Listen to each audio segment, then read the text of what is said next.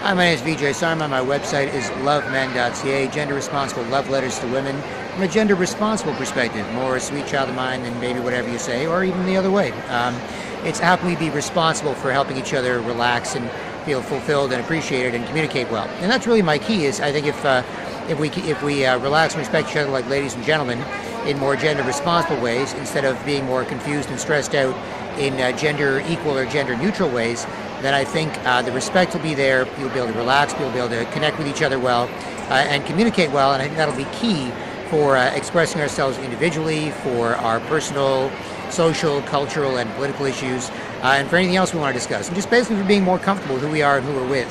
So again, lovemen.ca is my website. I've got about an hour's worth of music there and an ad campaign idea of gender responsible letters to women. And this is not just for straight people, although 90% of people or whatever are probably straight or straightish. This is for anybody. Why? Because I think with all the gender confusion out there, with Tinder's new 40 gender options, with Facebook's 70 gender options, I think ultimately what's happening is it's not so much that you get to be whatever gender you want. It's more like the end of gender. It's pure narcissism, because the concept of gender, if you think classically with chivalry and courtesy and confidence and grace and confident strength and vulnerability and eye contact and shy contact, and these are things that were based on differences, not just who we are and not just how we define ourselves, but complementary differences. So, for example, I was in Cuba a few years ago. I got out of a young lady's way. She's another lovely young lady in front of me. I'm on the sidewalk, and I moved out of her way, and I kind of avoided her, and I kind of believe generally acknowledgement, avoidance, possibly reassurance, and then possibly flattery. So I got out of her way, and she kind of worked up the nerve, and she grabbed my left hand, and she reached up and gave me a peck on the cheek. And I was like laughing, and I was like, oh, mucho gracias, bueno chica. She's laughing, de nada, de nada. And I kind of, because we were both relaxed, I kind of got the vibe that's what it was. I wasn't going to chase her down and start screaming, we must have sex now. Because if you generally get along with all of them, then that sort of thing works itself out with whoever, or even if you have a girlfriend or a wife, at least you're friendly with people. So as we get more gender equal and gender neutral, I'm trying to promote more gender responsible ideas, more confident strength, more confident vulnerability, people connecting well. I've got to sort of snap people out of worrying about what either one of us is going to do until they relax and we actually connect. And I could ask people's names 3 times sometimes because we're not making eye contact or anything like that. I can't just lock a face to a name because people are kind of social media and so on, and social constipation and gender neutralization, where people have trouble talking and trouble acting like men and women as they sort of force each other to put up with them stressing each other out and feeling impotent about it. I think this is a big issue. So if you're gay, straight, LGBTQ, whatever, fine.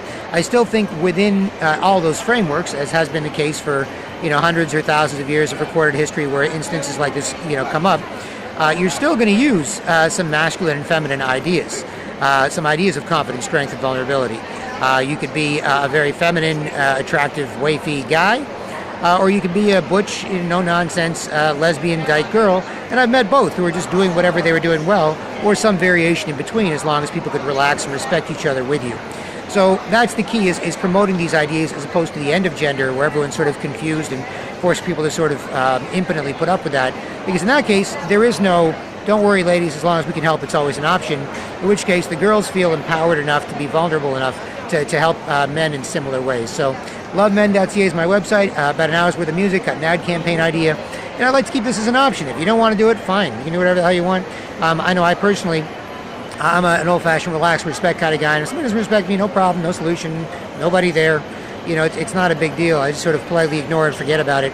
And people don't seem to mind. They keep saying hello one way or the other, either that way, or at least they know they can relax with you as long as you politely ignore and forget about it. And so that's generally what I default to.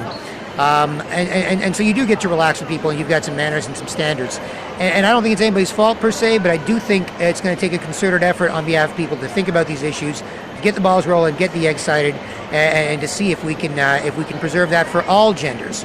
For whether you're gay, straight, whatever, you still may want to reassure each other in gender responsible ways. So check out lovemen.ca for more, and for ideas that you don't have to just use. You can certainly adapt, or they can inspire you to think of your own ideas to help you feel better and get along better with others. Thanks so much.